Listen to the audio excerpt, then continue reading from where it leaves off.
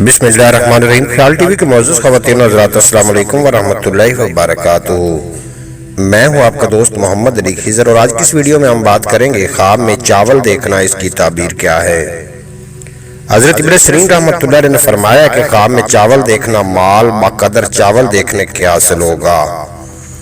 हज़रत इब्राहिम करमानी रहमतुल्लाह अलैह ने फरमाया है कि अगर कोई शख्स ख्वाब में देखे कि पके हुए चावल खाता है तो दलील है कि मुराद पूरी होगी और खैर और नेकी पहुंचेगी, और अगर कोई ख्वाब में देखता है कि पुलाव खाया है तो ज्यादा बेहतरी और नेकी की दलील है, और दूध और चावल का ख्वाब में खाना नहायत ही बेहतर है। और अगर कोई ख्वाब में देखे कि दही चावल खाता है तो इससे गम और अंदोह की दलील है। इमाम जाफर सादिक अलैहिस्सलाम ने फरमाया है कि ख्वाब में चावलों का देखना 3 वजह पर है। नंबर 1 माल और दौलत, नंबर 2 मुराद का हासिल होना, नंबर 3 खैर और मुनफ़त है जो इसको पहुंचेगी।